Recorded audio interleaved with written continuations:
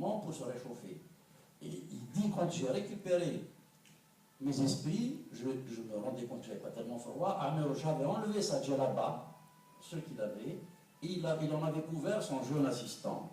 Alors on peut dire tout ce qu'on veut de ce genre de choses. C'était quand même en 1958, il n'y avait ni caméra pour filmer ça, c'était pas démagogique, il l'a fait, ça et pas qu'ils allaient survivre, d'ailleurs ils n'ont pas survécu.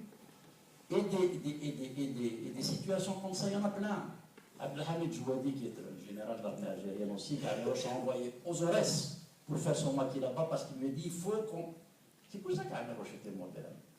Il faut qu'on envoie des soldats là-bas, et il a ramené des gens des Ores faire leur maquis en Wilaya Tawa, dont d'ailleurs Abdelkader Al-Bariki, qui a été un des plus grands officiers de la Wilaya Tawa, c'est ce jeune qu'il a ramené avec lui des Ores, m'a dit qu'il l'a vu, Amerouche véritablement sermonné et durement un chef de village qui lui avait fait, le jour où ils passaient ensemble, un repas amélioré, pensant que c'était l'égal dû au chef. Il m'a juré qu'il ne l'a jamais vu commencer à manger avant d'avoir vérifié que tous ces hommes étaient nourris. Et il a exigé que le même repas soit donné à tout soldat, quel que soit son grade. J'ai retrouvé la note là-dessus. Et bien malgré ça, c'était l'égoïste, c'était sanguinaire, c'était un régiste, c'était bon, c'était tout ce que vous voulez.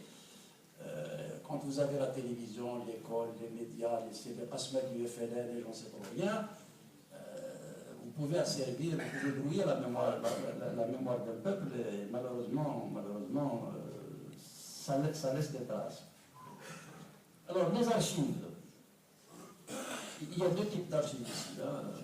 Il y a les archives qu'on a réussi à récupérer chez des acteurs de l'époque qui miraculeusement les ont gardés. Dans cette lettre qui atteste que la Wilaya Tawa a demandé dès l'indépendance la restitution des ossements d'Amerouche et de Fouès et des gens tombés à leur côté, etc. Vous allez la trouver ici. Il y a un certain nombre de documents qu'on a récupérés en labourant le terrain, en interrogeant, en remontant les filières. Le reste, ce sont des archives que vous trouvez ici. Par contre, moi je pose une question derrière votre question. Un des documents inédits, parce qu'il y a un certain nombre de documents qui sont inédits dans ce livre, c'est cette lettre où le ministère de la Défense française dit, dès 1963, nous sommes disposés à vous montrer l'endroit où nous avons caché secrètement Amerouche, qui était adressé donc au gouvernement algérien. Moi, ça me gêne un peu de le dire. Je ne vois pas pourquoi est-ce que les historiens n'ont pas publié ces documents. Alors, si moi j'y ai accédé, c'est qu'ils sont accessibles. Il y a un deuxième document, qui est un document demandé par Michel Debré.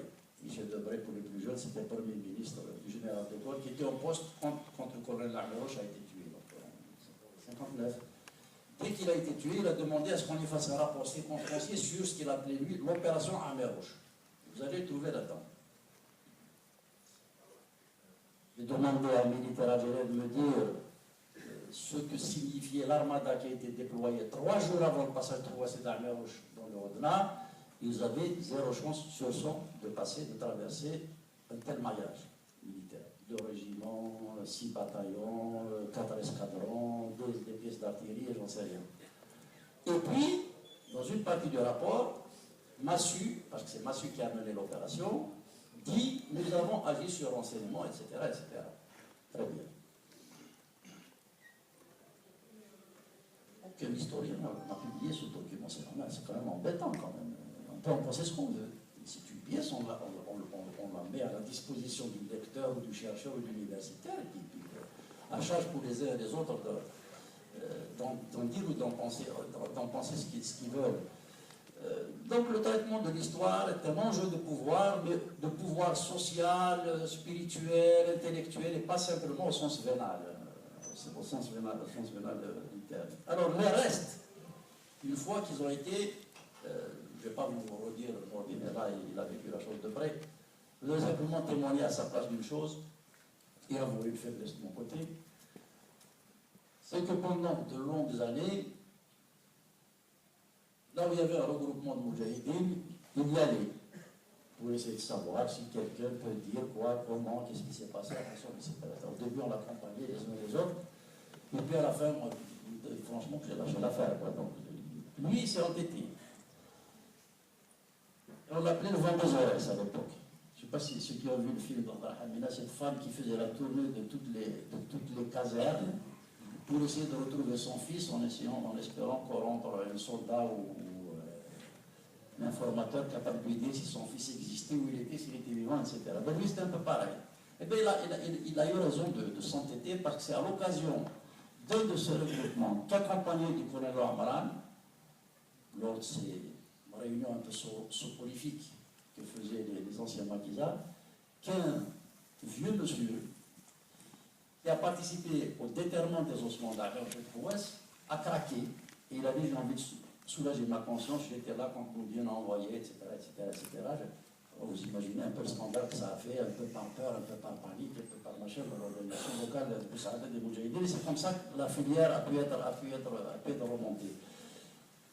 Et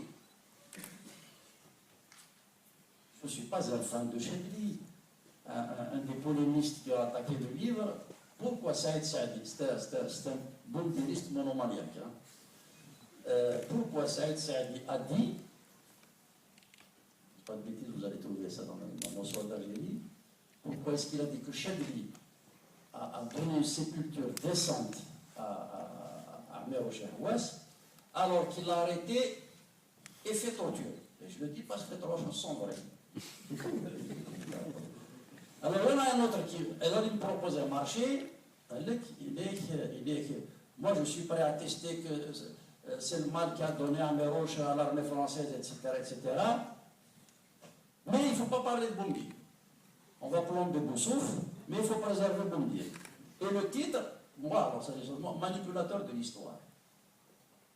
Te proposer un deal pareil, il ne manipule pas l'histoire. On protège Boumediene, on zigouille à Meroche, je marche. 15 jours plus tard, l'actuel ministre de l'Intérieur, parlant au nom du Mali, me propose un deal rigoureusement inverse. Boumediene, c'est un petit putschiste, il est rentré avec l'armée des frontières, c'était un coup d'État sur coup d'État, il a même fait un coup d'État contre Boussouf, ce qui n'est pas faux d'ailleurs. Le premier, il s'est fait les dents sur son chef. Donc, Boumediene, c'est un plébéien, etc. Boussouf, c'est une espèce d'aristocratie policière cultivée. Donc, on plombe Boumediene et on préserve Boussouf. Qu'est-ce que c'est que ce bazar où chacun fait son marché selon ses appétits, ses humeurs sur la mémoire collective? Donc voilà, mais bon, ça a animé le débat, ça a animé un débat, et ces ossements sont au carré de nature. Une fois qu'ils ont été retrouvés, qu'ils ont été déterrés, etc., ils ont été réinhumés dans le cimetière, disons, officiel de l'Algérie officielle. Mais, je parle pour aujourd'hui, à chaque fois que nous commémorons l'anniversaire de la mort d'Ameroche Petrouès, nous refusons d'aller là où ils ont été, j'allais dire, réenterrés. On préfère le faire pour l'instant, en attendant que l'Algérie puisse traiter de sa mémoire de manière saine, sereine et transparente, faire ses commémorations au village natal d'Ameroche. Alors, question de destin, de construction d'ensemble. Je n'ai pas pu m'empêcher de faire la chute du livre là-dessus parce que j'ai été moi-même surpris, à force d'entendre Ameroche, on a l'impression qu'il a vécu 90 ans ce monsieur. Il est mort à 33 ans. Et c'est vrai qu'il a consacré sa vie, dès qu'il était capable d'avoir une réflexion adulte, au destin de son peuple. Et beaucoup qui m'attaquent contestent le fait, quand j'ai dit que j'ai entendu, j'étais jeune, mais j'ai entendu des femmes faire des poèmes sur Ameroche de son vivant. J'ai été violemment attaqué par une universitaire orale là-dessus, c'est fou. Eh bien c'est vrai, mais des fois je lâche l'affaire parce que j'ai plus rien à dire. Les gens ne veulent pas. Qu'est-ce que vous voulez dire là-dessus? Et j'avoue m'être à poser la question, comment est-ce qu'un homme de 26, 27, 28 ans a pris la responsabilité d'accepter